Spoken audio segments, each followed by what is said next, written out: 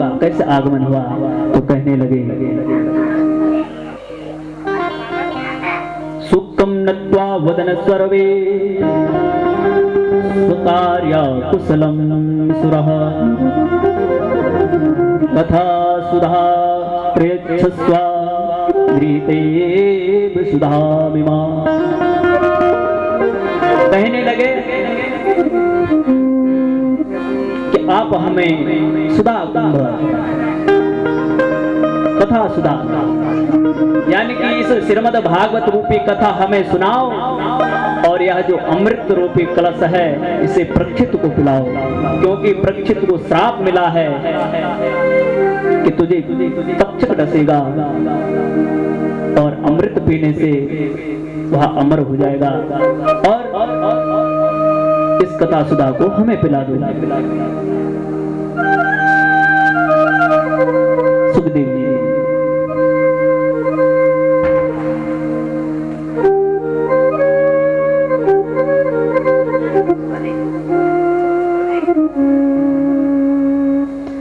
स्वार्थ लागी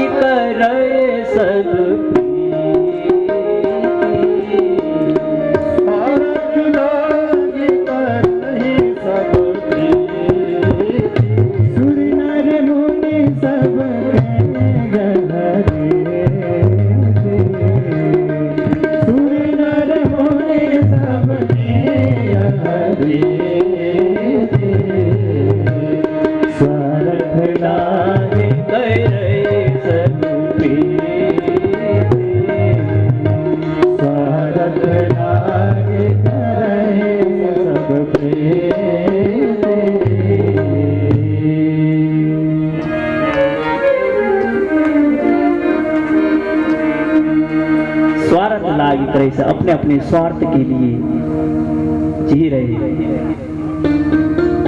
सुर यानी कि स्वार्थ में सबसे पहला नाम किसका आता है? देवताओं का। ब्रजवासियों ने इंद्र की पूजा नहीं की,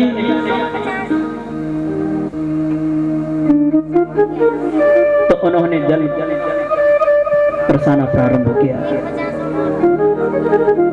ताकि या ब्रिज ही ना रही। सुर नर मुनि जन सबके रीति। तो सुखदेव जी ने कहा तुम अपने स्वार्थ के लिए आए हो, अगर तुम भक्त बनकर बैठ जाते तो मैं आपको या श्रीमद् भागवत की कथा सुना देता, परंतु तुम भक्त बनकर नहीं आए हो, तुम तो केवल विनिमय करने आए हो, सौदा बनकर आए हो। अभक्ता स्मृताश्च विज्ञाय न ददु कथामृतम, और अभक्त जानकर उनको यह श्रीमद् भागवत कथा नहीं सुनाई। और जब यह कथा नहीं सुनाई तो सभी देवता रोते रोते कहाँ चले गए? भगवान ब्रह्म जी के पास पहुंच गए।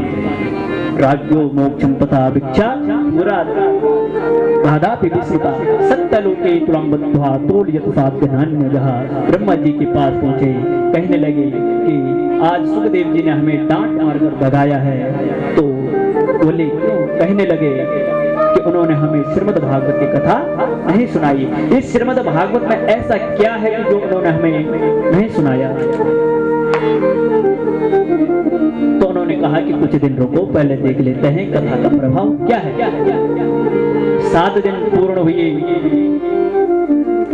तक्षक आया, उसने परीक्षित जी को डसा और डसते ही उनके लिए विमान आ गया सत्यलोक से, और विमान पर चलने लगे। और ब्रह्मा जी सोचने लगे,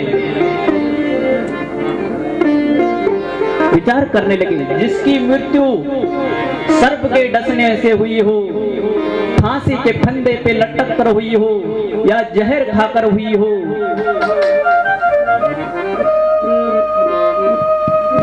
उनको कभी सदगति नहीं मिल सकती है, वह कभी भगवान के धाम नहीं पहुंच पाता है।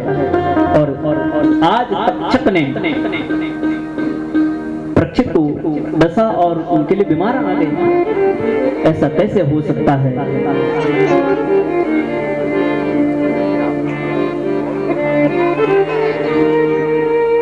तो उन्होंने सत्यलोक में तराजू मंगाया गया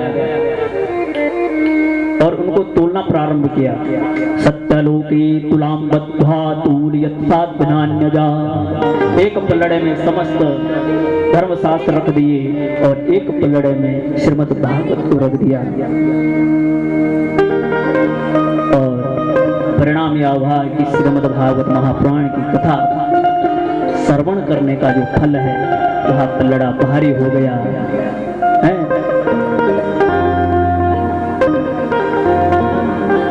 झुकेगा तो जिस पे वजन होता है।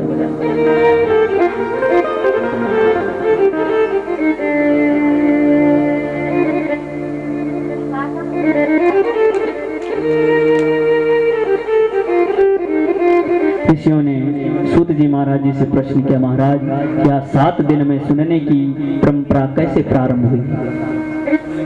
इस जो 7 दिन की कथा है यह प्रारंभ कैसे हुई? सूत जी कहते हैं सनक, सनंदन, सनातन और सनत कुमार इन चारों ऋषियों ने देवर्षि नारद को सुनाकर यह सप्ताह की कथा प्रारंभ की है। कहने लगे कि उन्होंने उनको किस कारण से कथा सुनाई, क्योंकि नारद जी तो साक्षात ब्रह्मा जी के पुत्र हैं, उनको क्या आवश्यकता है कथा सुनने की? लोक विद्रामुक्तस्य नारदस्य चरस्य च विधि सर्वे कुतः प्रीते संयोगः पुत्रते सह एकदाय विसारायां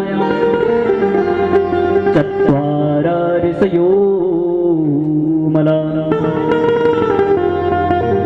एक बार विशालापुरी यानी कि श्री बद्रीनाथ जी में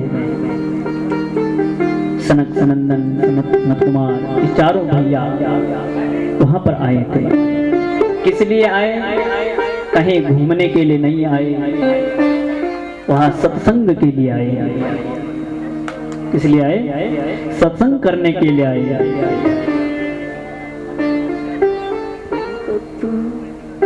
तो सत्संग के लिए वहां पर आए। बिनु सत्संग विवेक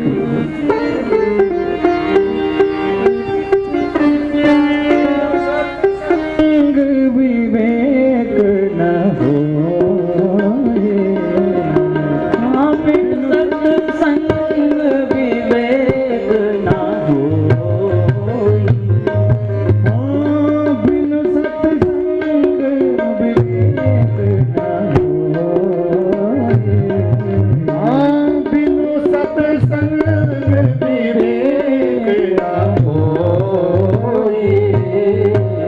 राम कथा बिनु सुलभ न सोई, राम कथा बिनु सुलभ न सोई, राम कथा बिनु सुलभ न सोई।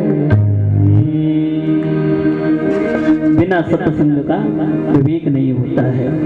तो सत्संग करने के लिए चारों भाई वहां पर पहुंचे और नारद जी को देखा। नारद जी दौड़े दौड़े भागे जा रहे हैं और उनका मुखमंडल मलिन हुआ है। चारों भाइयों ने देखा कि आज नारद जी के कदम फटाफट चल रहे हैं, क्या कारण है? उनका चेहरा उतरा हुआ है, क्या कारण हो सकता है? जैसे ही उनका आवाज लगाई तो नारद जी उनका चेहरा खिल, क्योंकि अपना दुख हर किसी को नहीं सुनाना चाहिए। जहां आपने अपना दुख सबको सुनाना शुरू किया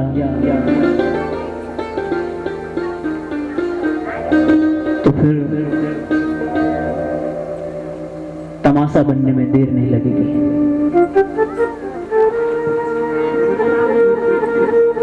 अपना दुख सिर्फ उनसे ही कहना जिनको देकर आप प्रसन्न हो, या कोई संत भगवान मिल जाए उनको देकर अगर आपका मन प्रसन्न हो रहा है तो उनको अपना दुख कहना।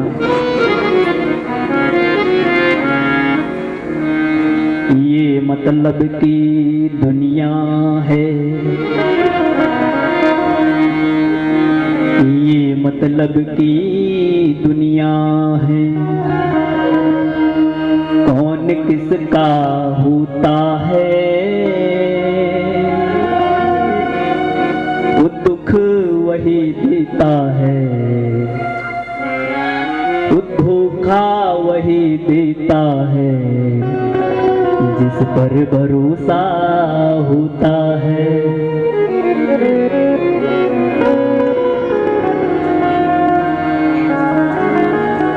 क्योंकि ये मतलब की दुनिया है, कोई किसी का नहीं होता है,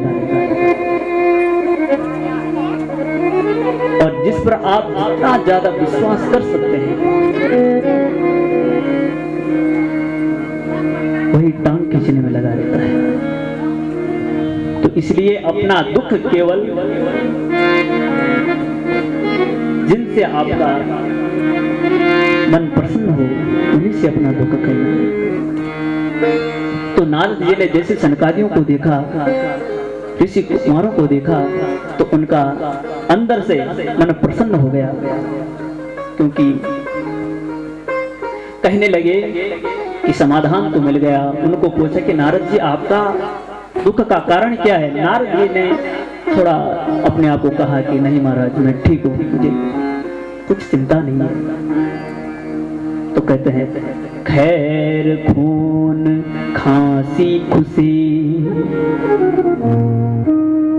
समझना कथा को, क्योंकि जब आप ध्यान से श्रवण करेंगे तो कथा भी आपको समझ आ जाएगी, नहीं तो फिर क्या होगा, पल्लू झाड़ कथा है? कथा हुई, पल्ला झाड़ा और निकल गया। अक्सर क्या होता है कि माताएं जब कथा संपन्न हो जाती है, जब खड़ी उठती है तो अपना पल्ला झाड़ देती है और सीधे घर की ओर निकल जाती है,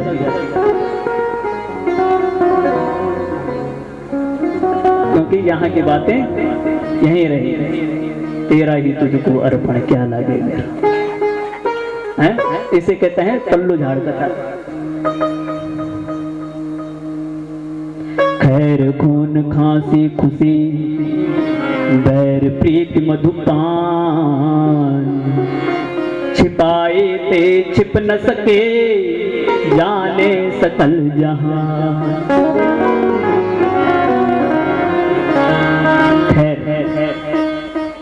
खैर कहते हैं कथा।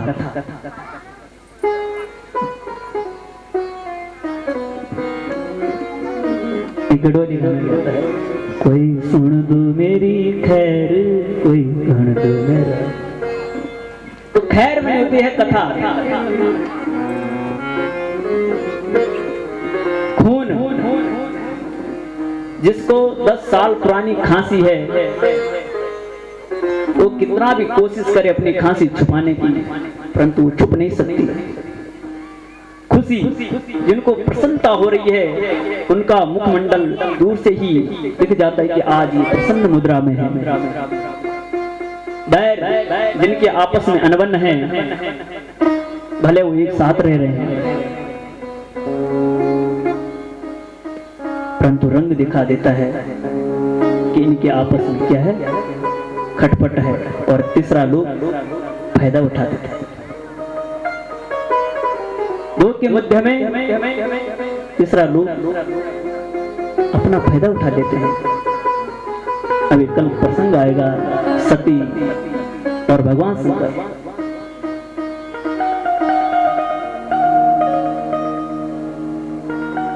तो हम कितना भी कोशिश करें, बैर प्रीति मधुपान, जिन्होंने पान खाया होगा तो कितना भी कोशिश करें, क्योंकि उनके मुंह में पता चल जाएगा। तो इसलिए कहने लगे कि नारद छिपाने की कोई आवश्यकता नहीं है, क्योंकि आपका मुखमंडल बता रहा है कि आपको बहुत बड़ा दुख है। और संतों के पास तो आपका ऐसा क्या धन है जो लुट गया है? क्योंकि ना आपके पास झोपड़ी है, ना कोई धन है कि जो चोर चुरा सकें, हैं? अरे आप तो व्रत हैं और संतों के पास तो केवल आप वृंदावन जाइए। हमारो धन राधा श्री राधा श्री राधा, हमारो धन राधा। तालियों की सेवा करते हुए बड़े भाव के साथ। हमारो धन राधा श्री राधा श्री राधा, हमारो धन राधा श्री राधा श्री राधा, हमारो धन राधा श्री राधा श्री राधा, हमारो धन राधा श्री राधा श्री राधा, हमारो धन राधा श्री राधा श्री राधा, श्री राधा श्री राधा श्री राधा श्री राधा, श्री राधा श्री राधा श्री राधा श्री राधा, श्री राधा श्री राधा श्री राधा श्री राधा, श्री राधा श्री राधा श्री राधा श्री राधा, संतों का धन राधा श्री राधा श्री राधा, संतों का धन राधा श्री राधा श्री राधा, हमारो धन राधा श्री राधा श्री राधा, हमारो धन राधा श्री राधा श्री राधा।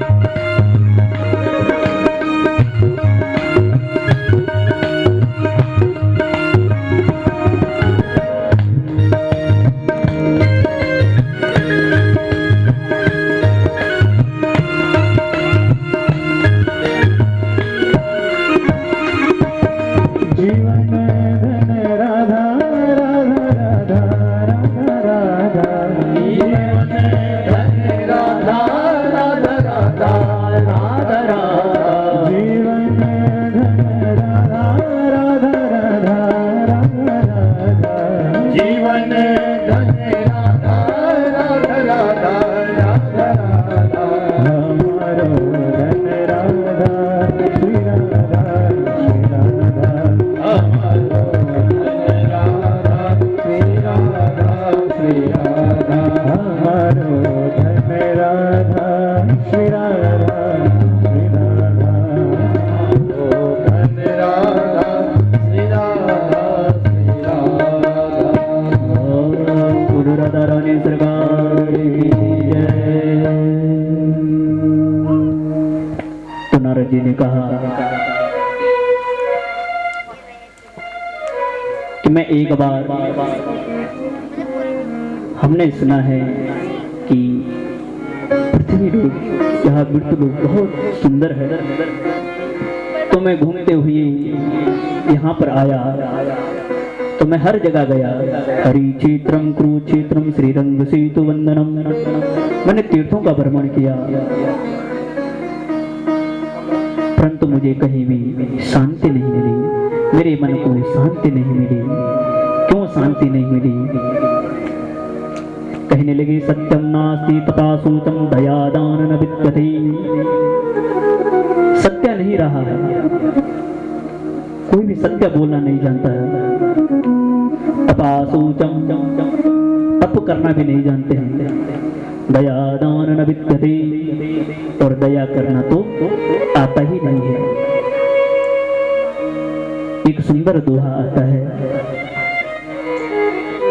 श्री तुलसी बाबा जी कहते हैं,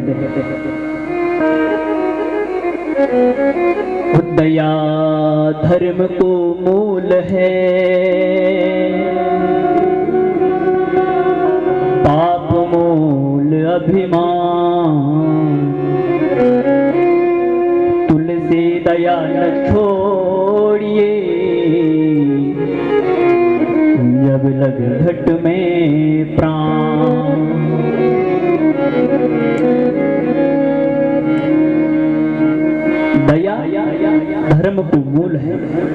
यानी कि धर्म का पिता दया। आप दया करो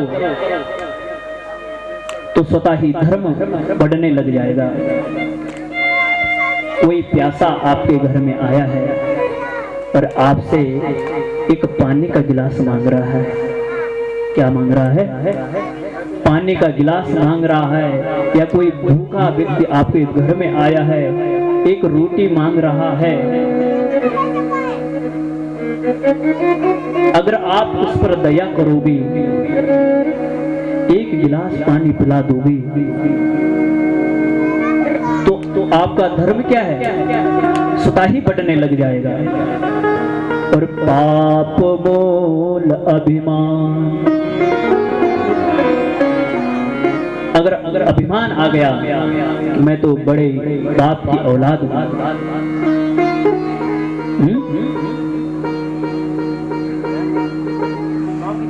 मैं इतना बड़ा आदमी हूं, मेरी इतनी बड़ी उपाधि है और मैं इसे पानी क्यों पिलाऊं? तो ये क्या है? अभिमान है। तो पाप मूल अभिमान, आपने अभिमान कर दिया तो आपका पाप का घड़ा जो है वह बढ़ता जाएगा।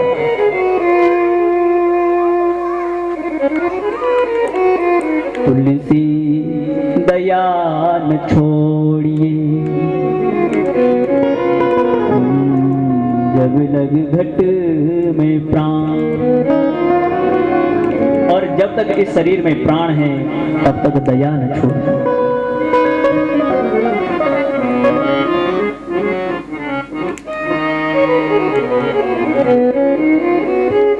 तो सत्यम नास्ति तपासूचम दया दान न विद्यते। दान करना भी नहीं आता है, किसी दान देना चाहिए, किसी दान नहीं देना चाहिए।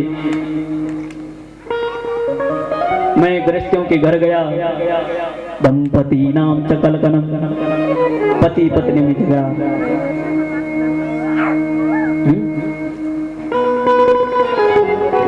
ये 24 घंटा बना हुआ है, वहां भी शांति नहीं है। मैंने सोचा चलो संतों के यहाँ जाकर देखता हूँ, तो संतों के यहाँ भी शांति नहीं मिली।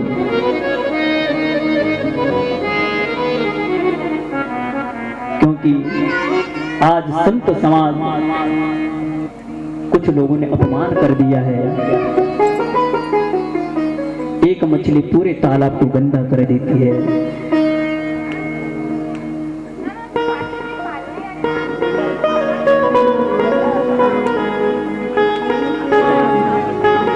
संत तो हमारी रक्षा करते हैं, हमारे देश की रक्षा करते हैं, इस भूधरा की रक्षा करते हैं। आग लगी आकाश में, झर झर गिरत अंगार। वो संत न होते धरणी पे तो अब जर मर तो संसार।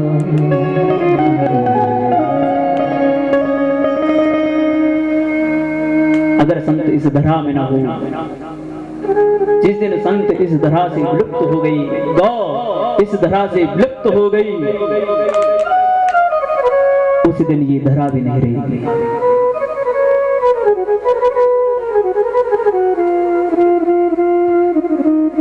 क्योंकि ये धरा एक गौ का रूप है, जिस गाय पर आज अत्याचार हो रहे हैं। ये धरा कहती है कि मुझे पर्वतों का उतना बोझ नहीं लगता है जितना एक झूठे अत्याचार दुराचार से मैं बाहर हो जाती हूँ। जब अत्याचार बढ़ जाता है तब ये धरा गौ का रूप धारण करके गई तहां जहां सूर्य मुनिधार, तब देवताओं के पास अपना दुख सुनाने के लिए चली जाती है। तो इस प्रकार नारद जी कह रहे हैं कि मैंने कहीं भी शांति नहीं देखी। मैं वृंदावन में गया, वहां पर मुझे एक युवती दिखी, वह खिन्न मन से बैठी हुई थी और मैंने सोचा कि मैं जाकर उनको उनका दुख का हाल पूछूं। फिर मेरे मन में आया, हम जैसे सन्यासियों को किसी स्त्री समुदाय में नहीं जाना चाहिए। और कहीं मैं वहां पर गया और मैंने कहा, कहो आपको क्या दुख है, क्या तकलीफ है। और माताओं का तो स्वभाव ही कहीं उल्टा सुल्टा कह दे, ए बाबा तुमको क्या मतलब है? तुमको क्या अवस्था पड़ी है इस स्त्री समुदाय में आने की? और भला बुरा कह दे तो हमारा क्या होगा? और माताओं का स्वभाव होता है 2 मिनट में आंसू टपक जाते हैं और 2 मिनट में वह प्रसन्न हो जाती है। तो मैं महाराज वहां से जाने लगा। नारद जी सनकादियों को अपनी व्यथा सुना रहे हैं। मैं वहां से जाने लगा तो उस स्त्री ने देखा,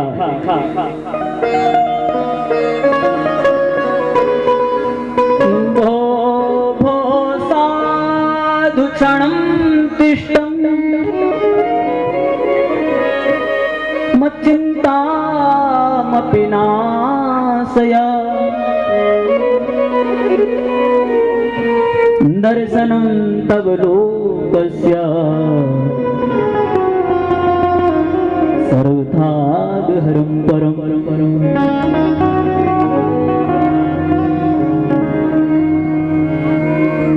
बाबा थोड़ी देर के लिए रुक जाओ, आपको देखकर मेरे दुख दूर हो रहे हैं। मन चिंता पिनाश है, मेरी चिंता का समन हो रहा है। तो नारद बाबा रुक गई। नारद बाबा ने उनसे उनका परिचय पूछा, काशी तुम का विमोचय मां, तुम कौन हो? तो उन्होंने कहा कि मैं भक्ति हूँ और मेरे सामने मेरे 2 वृद्ध बालक हैं, ज्ञान और वैराग्य।